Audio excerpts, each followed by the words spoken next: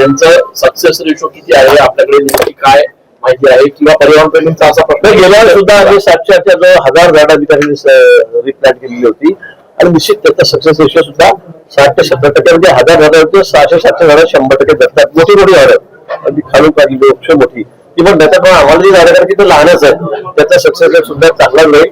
पण समजा दुर्दैवाने 300-400 झाडं गेली सुद्धा छोटी रोपटी गेली दगावली नाही आली पण आम्ही सांगितलं की आम्ही 20-25 हजार तुम्ही सांगा जेवढी मोठी 15-20 फुटे झाडं मी लावतोय. तुम्ही बघितलं आता एक तुम्ही 15 मला काय त्या ठिकाणी सगळे झाडं हिरवी होतील अजून लांबून आले ती 1200-1300 किलोमीटरवरून पाणी त्यांना आपल्याला द्यायला सुरुवात केली आता खत दिलेलं आहे. तुम्ही एक महिन्यात 2 महिन्यात बघा ती झाडं कशी टवटवीत होतात कसं त्या ठिकाणी चित्र उभं राहतं. आणि म्हणून मला वाटतं नुसतं विरोधाला विरोध नको कुंभमेळ्यासारखा मोठा आमच्याकडे सण येतो आमच्या पुण्याचा तो त्या ठिकाणी होतोय पवित्रचा कार्यक्रम त्या ठिकाणी होतोय आणि फक्त तेवढंच घेऊन तुम्ही जे चांगलं ते दाखवा ना. तुम्ही खरंच पर्यावरण ठेवली आहे तुम्ही वृक्ष दिली आहे तुम्ही जाऊन बघा तरी आम्ही काय करतो आलेली झाडं बघा. आता एका दिवसात दररोज 2 टक्के येतील 700-800 झाडं या ठिकाणी येणार आहेत. आम्ही खड्डे लगेच फेक तर आम्ही एकत्र आणून ठेवली अजूनची कुठे मग त्याला दुखापत झाली किंवा मग मेली अजून ती वळण बघायला झाडं सगळी वाढवली आणि म्हणून आम्ही जसे खड्डे खोदले होतील तसे 1000 झाडं एका दिवसात आपल्याला आणणार.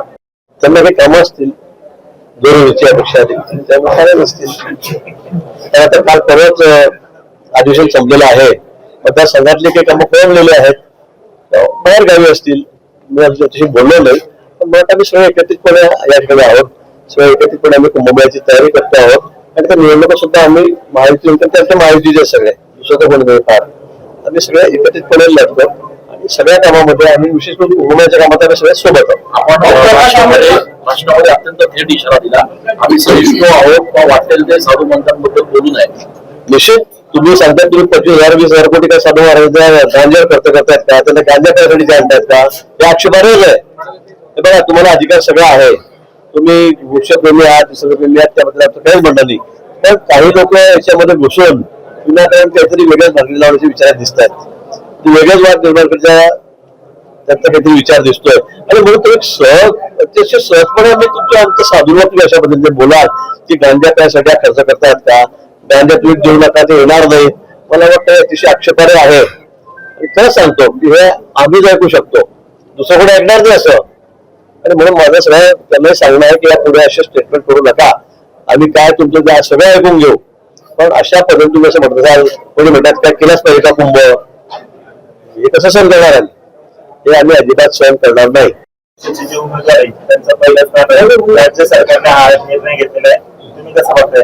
बरोबर हा निर्णय योग्य आहे पण गेल्यावेळी नगरपालिकेमध्ये सर्वात मोठा पक्ष आमच्या देशामध्ये आम्ही कुठे 10व्या स्थानावर 9व्या स्थानावर ज्यांना 100 मतं मिळाले डिपॉझिट वाटले नाही ते वरती.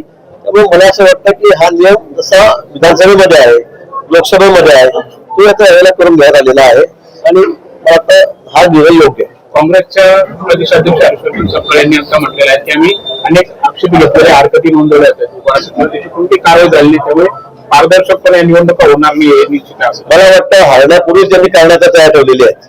त्यांना माहिती आपला दारुण पराभव या ठिकाणी होणार आहे. एक महापालिका त्यांना काँग्रेस केलं असं वाटत जाणार नाही आणि त्यामुळे तेव्हा सांगायचं काय मग ते सांगितलं त्यावेळेला आम्ही म्हटलं होतं की निवडणुका पारदर्शक झाल्या नाही दुबार दावा काढले नाही तुम्ही यंत्रामध्ये बदल झाला त्याच्यामध्ये काहीतरी ज्यांनी घोळ केलेला आहे तुम्ही बॅलेट पेपरवर मतदान घ्यायला पाहिजे तर हे सगळी कारणं त्यांची तयार आहेत आणि त्यासाठी मुद्दाम ते आता ग्राउंड तयार करतायत. जागा जी घेत आहेत ती कोणासाठी घेत आहेत असा प्रश्न त्यांनी उपस्थित केला. कोणती जागा घेताय कुठे काय त्यांना माहिती नाही का काय कुंभमेळ्यामध्ये काय चाललंय कुठे झाडं लावतायत कोणती झाडं काढतायत त्यांना कल्पना तरी आहे का? तुझंच काहीतरी कोणीतरी सगळ्यांनी तिच्या तोंडसूक घ्यायचं काही बोलायचं. आज तुम्ही कार्यक्रम बघितला आपण 15,000 झाडांची तेवढी मोठी झाडं पण तिथे लावली आहेत ती सगळी 100% जगवतो. 500ची झाडं कमी जास्त झाली पण त्या बदलामध्ये आम्ही पदवी या उपरच सांगितलं तुम्ही 20,000 सांगा 25,000 सांगा 50,000 झाड सांगा आम्ही CSR मधून तिच्या ठिकाणी लोकांना उपलब्ध करून देऊ त्या कॉलनी त्या ठिकाणी त्याचं संवर्धन करायला तयार आहे आणि नाशिक शहर सगळ्यात महाराष्ट्रातलं हिरवं शहर राहील पर्यावरणपूरक शहर राहील त्यासाठी आम्ही जे लागेल ते त्या ठिकाणी करू.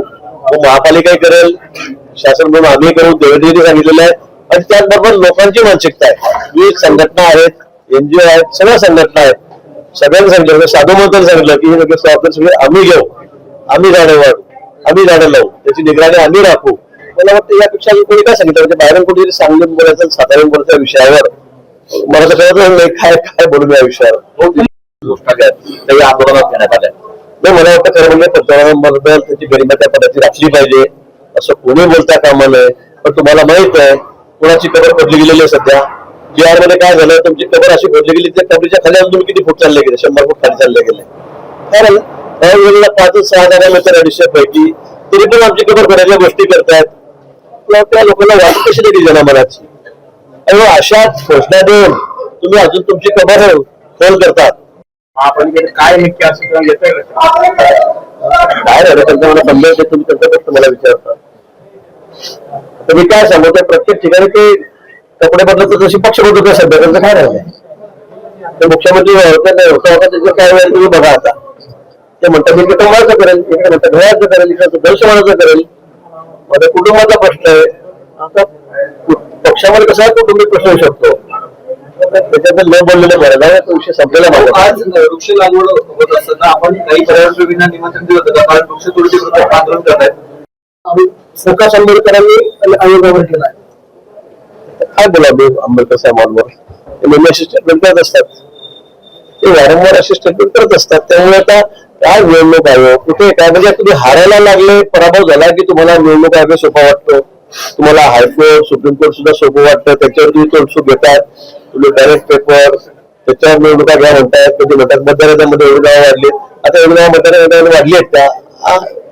सगळ्यांची नावं बघा, काही सगळ्यांच्या मतदारसंघामध्ये नाव आहे, ते प्रिंटिंग मिस्टेक आहे, ते चुकी झालेली आहे. काही ठिकाणी लोक 2-2 ठिकाणी फॉर्म भरतात, त्या गावाला भरतात, त्या गावाला भरतात, त्यात कोणाची चूक आहे. पण या ठिकाणी त्यामुळे आम्ही निवडणुका जिंकतो असा आभास त्या ठिकाणी निर्माण केला जातोय. तो अतिशय सपशेल खोटा आहे. आणि म्हणून जनतेच्या दरबारामध्ये तुम्हाला कुठेही जागा राहिलेली नाही. जनता तुम्हाला स्वीकारायला तयार नाही. तुमचे कुठले कामं नाही. तुमच्याकडे सत्ता असताना आलं तुम्ही घराच्या बाहेर पडले नाही. तुम्हाला काय लोक असे करतील.